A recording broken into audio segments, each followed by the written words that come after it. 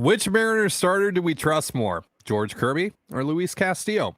Also, is it time to move on from Taylor Tramel? And where in the world is Mike Blowers? We'll answer all that and more coming up here on the Locked On Mariners podcast. Colby, hit it. You are Locked On Mariners, your daily Seattle Mariners podcast. Part of the Locked On Podcast Network, your team every day. Ahoy, sailors. It is Thursday, June 1st, 2023. Happy Pride Month, everyone. This is Trident and Colby Patnode for the Locked On Mariners podcast, brought to you by Game Time. Download the Game Time app, create an account, and use promo code LOCKEDONMLB for $20 off your first purchase. Last-minute tickets, lowest price, guaranteed. Thank you so much for making us your first listen. Subscribe, like, and turn on alerts if you're watching on YouTube, or subscribe and leave a 5-star review on your preferred podcast platform if you like what you hear. And if you're part of the crew and rock with us every single day, let us know in the comments below. And if you want to hear from us even more, please consider signing up for our Patreon. You can now get a free 7-day trial to check out the show. The link, as well as our social accounts, is in the description of this episode. And on this episode, we're going to open up the mailbag for the first time in a little while. Going to answer some of your Mariners questions, starting with Madden44, who asks, do you think Julio still has a shot at MVP? And also, should we still remain optimistic about Kolten Wong? So a little bit of a two-parter here. To answer the first part, I mean, do you see what Aaron Judge is doing right now? Do you think that Julio can dig himself out of the hole that he dug himself into over the first month and a half of the season and make up the ground and catch up to Aaron Judge? I have my doubts. I still think that Julio can set himself up here for a season that full picture wise looks better than last year, but MVP, not as long as Aaron Judge is doing what he's doing. Right. So here's the thing about the most valuable player. I don't care who it is. I really don't. Now, there are incentives in Julio's contract that are specifically related to the MVP vote. So he cares. I don't. I just want Julio to be good. But to answer your question, no, you probably shouldn't be, because I think for Julio to win the award over Judge and over Ohtani and probably even Trout, especially if the Angels are even remotely fringe playoff contenders, then Julio's going to have to do something pretty special. And I think that's something special is he's going to have to 35 home runs, 40 steals and that type of thing. And obviously Gold Glove caliber defense. And none of that is necessarily out of the question for Julio because he's that talented, but it would take a heck of a stretch, for that to come to fruition. I think he probably has a good shot to finish inside the top, 7 or 8 of MVP votes, but I can't see him winning. He's just, too far behind now. Again, a lot can happen. Judge can get hurt, or he can go through a month-long slump, or anything can happen. So especially when you're talking about Julio, but I think it's going to take something truly remarkable. I think he's going to have to, for the next, over the next, what do we have left? 100 games or so. I think he's going to have to hit, 300 with 30 bombs and 25 steals or something like that. And even then, he's going to need Judge to regress, Ohtani to regress, Trout to regress, or get hurt, as you said. He probably also needs the Mariners to make the playoffs. Things outside of Julio's control need to happen probably in order for him to do that, on top of being just out of this world. I don't see it. I don't see all of those things coming together. Yeah. So, as for Wong, the second part of this question, I mean, we're 2 months in, a little over that now at this point. Are you able to still feel even a glimmer of optimism when it comes to Kolten Wong right now? Not a lot. He's just kind of running out of time and opportunity. I will say that Jose Caballero, since being, thrust into the everyday role at second base, not nearly as good as when he was a part-time player, which happens a lot. We saw it happen with Dylan Moore. We saw it happen with Sam Haggerty. Now Caballero is still finding a way to help you, so he's still going to get a majority of the playing time. But kind of the good news, I guess, for Wong is that the Mariners really don't have a better option. They're going to get Dylan Moore back here. Hopefully, Scott says in San Diego, we'll see. We've heard a lot about how close Dylan Moore is, only to have him get pushed back again. So we'll wait and see there. Maybe that's a viable option, but I think Wong is going to get a few more opportunities. But yeah, you just kind of have to look at him as anything you get right now is kind of a bonus, because it would be great if Colton Wong went just the rest of this year. If he just put up the same numbers he did last year, the same slash line for the rest of this season, then the Mariners have a really good second base situation because they have Wong and Caballero and Moore, and they can cover that position even if Colton's not going to play every day. So I don't think optimism is necessarily the right term. I do think, though, that he's going to get a few more opportunities, but he's running out of time very quickly at this stage. And we'll see, second basemen are incredibly hard to buy in July. So we'll see what they can do there. I don't think that he's getting axed anytime soon, like some of you think, but I do think that, it's like you said, we're 2 months in now and he hasn't gotten really significantly better from where he was outside of that 10-game stretch before he hurt his wrist. So yeah, kind of, I hate to say it, but I think he's cooked. That's just how I feel. There's been a series of unfortunate events, but it is what it is. All right, next question here from Pooh Crafter 2. All right. Based on what we've seen out of them the past 20 or so starts dating back to last year's trade deadline, which pitcher would you trust more in a Game 7? George Kirby or Luis Castillo? Castillo, right? Without hesitation. Yep. Better stuff. It's the veteran. Look, Kirby obviously had the great Game 3 performance against Houston, so he does have some experience. Don't get me wrong on that front, but I'm going Castillo all day. Even though I love Kirby, but Kirby again, it all comes down if the command is elite because the stuff isn't overwhelming. Right, it's good stuff, but if he makes a mistake, it's prone to get hit pretty hard. Castillo can get away with more mistakes than Kirby can, but yeah, it's a really good problem to have because, hey, you know what? They're probably going to get into a point at some point where you need to win Game 6 to get to a Game 7, and it's like, well, yeah, we have a good option for Game 6 and Game 7. So, it's purely hypothetical, but I would still give the edge to Castillo for now, but that could change over the next few months. But for now, Castillo. Next question here comes from Jace. What would your order be versus right-handed pitchers? Ty batting 2 to me is too high. I agree. There needs to be some changes. First of all, Julio should be hitting 2 over France. France to me should be hitting like 5 or 6 in this lineup right now. But specifically against righties, I don't know. Colby, how would you align this batting order for the Mariners against righties? Probably something like JP, Julio, Kelnick, Raleigh, Suarez, France, or France Suarez, however you want to mix those two guys up. Teoscar, Pollock. This really shows you how much the Mariners need a left-handed bat. Yeah, and then I guess Wong / Caballero hitting 9th. Yeah. Can we please let AJ Pollock hit against righties a little bit more? Just a little bit. Can we just try it? Can we just try it?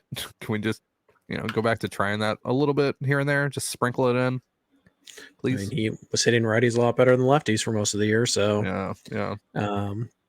You got to try something because Taylor Tramel ain't it. And we have a question about Tramel coming up here in just a moment. But first, a reminder, this episode of the Locked On Mariners podcast is brought to you by Game Time. Buying tickets to your favorite events shouldn't be stressful. Game Time is a fast and easy way to buy tickets for all the sports, music, comedy, and theater near you. And with killer deals on last-minute tickets and their best price guarantee, you can stop stressing over the tickets and start getting hyped for the fun you'll have. So forget planning months in advance. Game Time has deals on tickets right up to the day of the event. Snag the tickets without the stress with Game Time. Download the Game Time app, create an account, and use promo code LOCKEDONMLB for $20 off your first purchase. Terms apply. Again, create an account and redeem promo code LOCKEDONMLB for $20 off. Download Game Time today. Last-minute tickets, lowest price, guaranteed. And you're listening to the Locked On Mariners podcast. Thank you again for making us your first listen as we go through our mailbag here. Mariners enjoying a much-needed day off today. They'll get back after it tomorrow, heading back out onto the road. And they'll be in Arlington facing the Texas Rangers for a very, very important 3-game series this weekend against the first place Rangers. You can catch all the action on the Mariners hometown broadcast with Sirius XM, rather. Wow, on the SXM app. All right, so back into these questions here, Colby. Jace has another one. How long do you give Taylor Tramel till you start taking his at-bats away? Even lefty versus righty, he's struggling. Does his struggles make the need for an outfielder that hits right-handed pitching at the top of the list come trade deadline? Not necessarily an outfielder to just address the last part of that question. Just a left-handed bat. Doesn't really matter where he plays.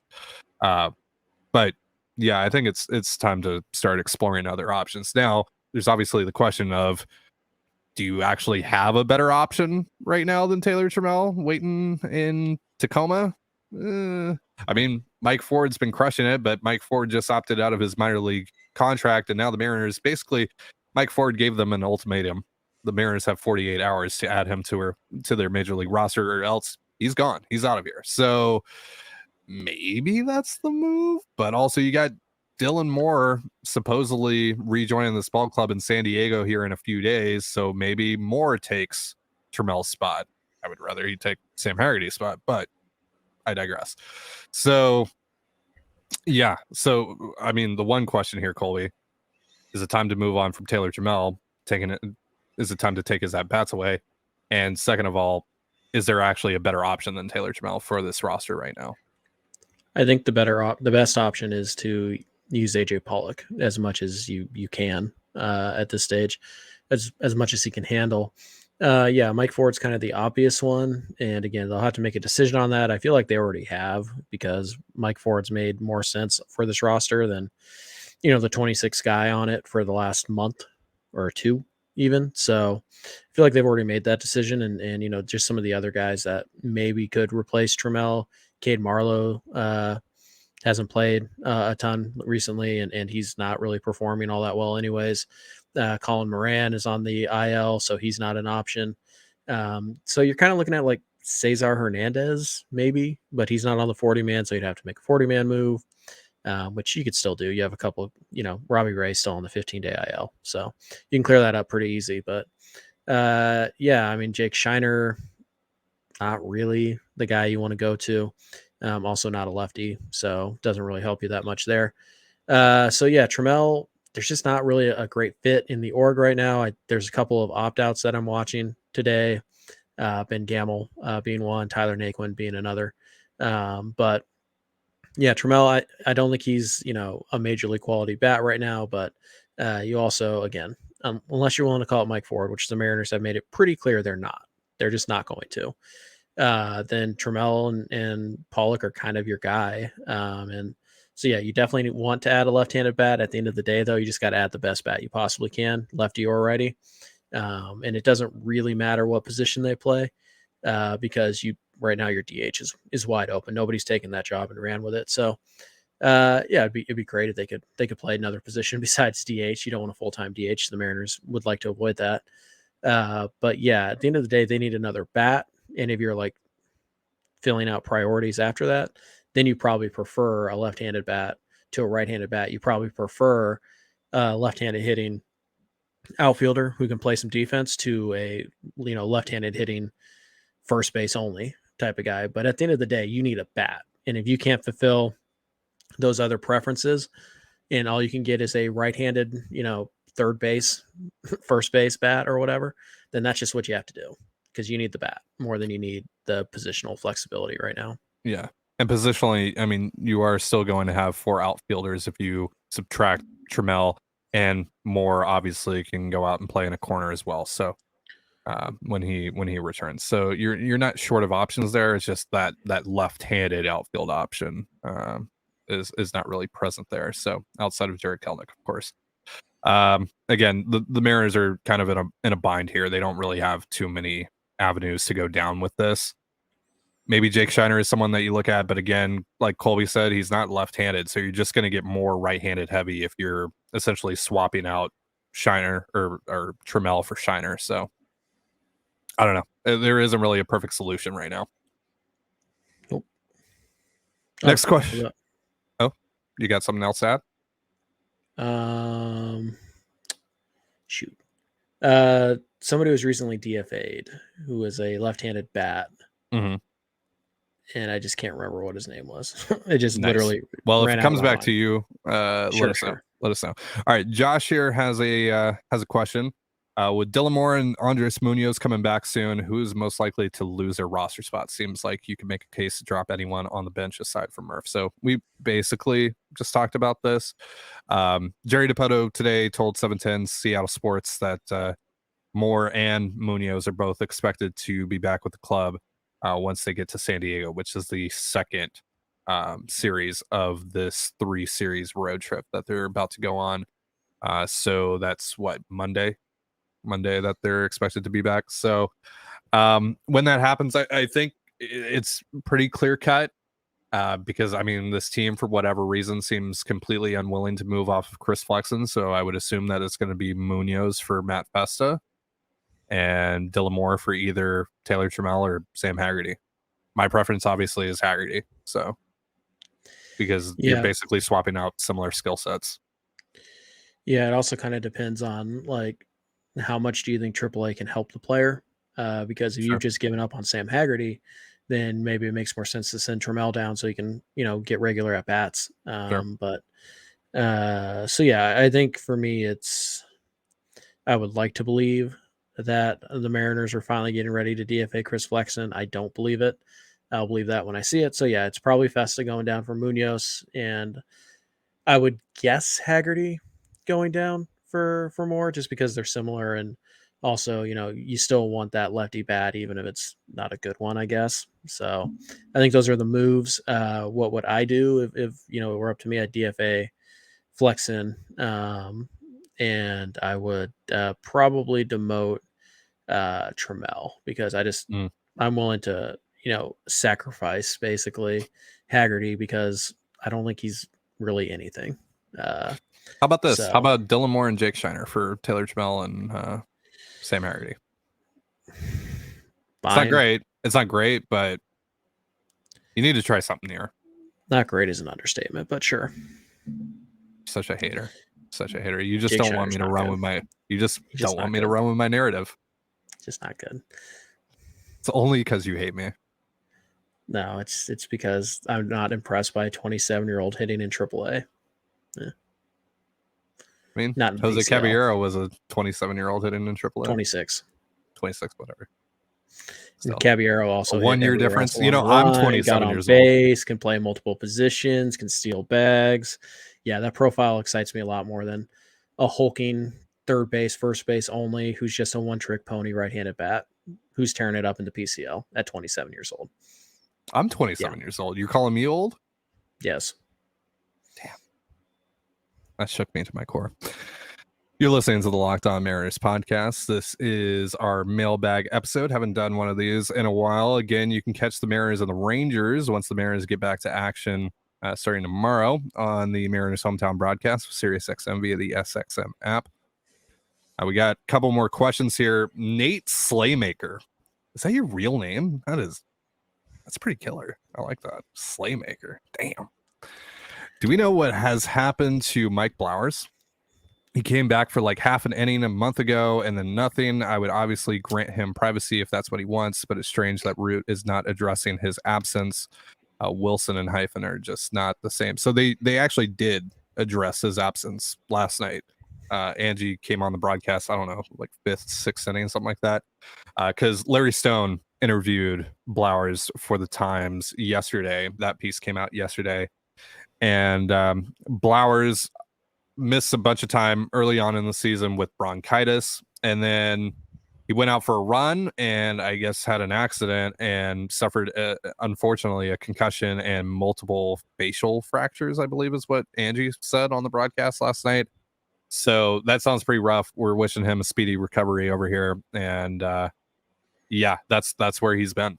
So yeah, he's got some kind of crystal issue in his ear too, so his balance is off, and he's working to get through that. And it sounds like he wants to be back, or he's planning on being back at the start of the next homestand, which I believe starts on June 12th. So There we go. if you're looking for a target date, it's probably right around there. All right, the last question of the day comes from Greg. Kelnick slugged .423 in May, mostly in the cleanup spot. What does he need to change to have a more effective June in the cleanup spot, or does he need a better spot in the lineup? Maybe the 2 spot. Colby. Yeah, I don't love the idea that because he's hitting cleanup, he has to slug a certain amount. So I'll reject the premise of the question right there. The issue with Kelnick right now in the cleanup spot is that he's striking out way too much. He's up over 30% now. So that is something that he needs to clean up. I mean, just Kelnick is obviously a very talented player. He's having a very nice year. But the strikeouts are starting to creep up, batting average starting to slide down. And again, even though he struggled in May, it was still a pretty good month. So, I don't think that it's really a slugging issue. If he slugs 423 for the rest of the year, he's going to slug 450 ish throughout the entire year. That's more than good enough, for anywhere. So, I don't want him to try and slug more to justify his spot. I just want him to get better, which is draw a few more walks, strike out a little bit less, because we know when Kelnick puts the ball in play, it's usually hard hit. So, the more he can cut down on the swings and misses, the doubles and the home runs, they're going to come more naturally anyway. So, I don't think there's anything he needs to change in terms of chasing home runs or extra base hits. I think he just, needs to cut down on the strikeouts a little bit, make a slight adjustment. And then those that slugging will go up when the on base percentage and the average go back up a little bit, because it's just how it works with a guy who hits the ball as hard as Jarred Kelenic does. So yeah, I'm not worried about the power at all with Jarred. It's the one thing I'm not worried about is can Jarred slug. So yeah, I think he's fine in the cleanup spot. I think it's totally fine if you move him down to 5, or you put him at 2, or you try him at 1, like wherever Jarred's comfortable, wherever you feel like he can handle. And the Mariners have a pretty good beat on that. So I really don't care too much where he hits in the lineup. It should be somewhere in the first 5 spots. But other than that, I don't really care where he hits. And I'm just more focused on Jarred, trying to be the best player he can be instead of trying to fill a specific role on this team. Because when Jarred Kelenic is good, it doesn't matter what his role in the team is. The Mariners are better. So, yeah. Kelnick in the month of May /250, 304, 423 with a 100 WRC plus. So he was exactly a league average bat in the month of May, 34.8% strikeout rate. So that needs to come down significantly. 173 isolated power, 6.3% walk rate. He had 11 extra base hits, including 3 home runs and a triple. So what are you seeing right now by your assessment? What are the issues? What's eating him up with the strikeouts right now? Yeah, it's right-handed changeup still. It's that pitch in particular, low and away. That Kelnick's having a hard time. He's either swinging through it, or he's rolling over on it. We've seen him make adjustments to it already. We've seen him drive the ball to left field a little bit more. But they're going to keep pounding that spot with that pitch as long as they can. So yeah, it's mostly the changeup right now. It's kind of giving him trouble. He's out there hunting fastballs, and you don't want him to stop doing that. You don't want him to go up there and necessarily look for changeups, because you don't want him to start being late on fastballs. So it's kind of a catch-22 there. He has to make an adjustment though. Because if Kelnick is going to strike out 34% of the time for the rest of the year, he's not going to be a league average hitter. He'll probably still be overall because he got off to such a great start, but he's not going to be a league average hitter for the rest of the year. And the fact that he did still put up those numbers despite striking out 34% of the time, pretty encouraging. So yeah, I think it's that low and away pitch, and then also we're seeing teams trying to bust him up and in with the fastball. So it's kind of a standard way to pitch any lefty. Most teams in the league will prefer to pitch lefties up and in and low and away. But I think we're starting to see that right now, and Jarred is kind of caught in between on those pitches. He doesn't want to dive out to cover the changeup because they're popping him inside with enough fastballs that he's got to honor it. So I think it's just him having to make an adjustment about how the league's pitching to him. But for me, at least to my eye, it seems like a lot of changeups or a lot of breaking balls right now. He's just not getting a ton of really good fastballs to hit. So I just think it's about making a tiny adjustment here, and he doesn't have to be down to 22%. Like Kelnick could strike out 26-27% of the time and still be a really great hitter. It's just you can't be 34% right now. Right. Speaking of Kelnick, he won our poll, so he's going to be the guy that we back for the All-Star Game vote. We are going to be the official campaign managers of Jarred Kelenic here on the Locked On Mariners podcast. Still think that JP Crawford's the easiest sell. I know you disagree. You think it's Big Dumper, but I think I think JP is the funnest campaign. I would say that. How about that play last night? That was. Oh yeah, the air. Awful. Yeah. He's washed, toasted. Yeah, dude. No, JP's been great, particularly defensively, and obviously he's hitting the ball really hard right now, which is nice because we kind of thought after April we were like, yeah, well, that's just JP's one good month, and then May he kept on hitting the ball pretty hard, and it's not showing up a ton in the slash line or anything like that. But JP again, he's kind of the unofficial team captain right now. He's playing amazing defense. He's hitting the ball hard. He's getting on base, and he's been one of your most consistent hitters throughout the entire year, which is kind of weird and also kind of not ideal, but it is the reality. So JP, you feel really good when the ball gets hit to him. The 10th inning of last night notwithstanding. Out of these three players, Colby, can you tell me who has the highest hard hit rate? JP Crawford, Cal Raleigh, or Ty France? It's definitely not Ty France. It's definitely not Ty France. Yeah, you would be correct on that front. I would assume it's JP Crawford. It is. Yeah, it is probably by 2%. By 2%. Yeah. Well, almost a full 2%. 41.1% of the time. Compared to Cal's 39.7%. That's high, and it also seems a little unsustainable just because the swing still isn't very good. But whatever, it's working for him right now. Mariners lineup would be great if they could just put JP down at 7, 8, 9, and they could just put Jarred back down at 6, and pretty much you could do all those things if Colton Wong and Teoscar Hernandez were just the guys we thought they were at the beginning of the year. Because Wong would be hitting, first or second, and Teo would be hitting third or fourth, and everybody else would slide down to their natural spot. Ty France probably hits, fifth in that case, and everything would be great. Your lineup would look so much better, but unfortunately, Wong's been a disaster, and Teo not a ton better, especially for a guy who pumped him up the entire offseason. Yeah. That's that's my cross. He's your boy. You sold us. Do it for a show. You sold us a faulty car, Ty. You sit on a throne of lies. Yeah. Yep. I do. I blew it. I blew it. But you know what? I'm gonna take a step back. Gonna reassess. Can't wait for Teoscar to put up like a 140 WRC plus this month and watch Ty be like, I told you. After I admitted defeat. After you denounce him. Yeah. Exactly. That's totally what's going to happen. All right. That's going to do it for our show. Thank you so much for joining us here on the Locked On Mariners podcast. For Colby Patnode, I'm Trident Gonzalez. Be sure to give us a follow on Twitter at LO_Mariners. You can follow me at Dane Gonzalez. That's DANEGNZLZ, and Colby at CPAT11. That's CPAT11. Follow us on Instagram and TikTok as well over at Locked On Mariners. That's one word, Locked On Mariners. You can also find all that stuff in the description of this episode.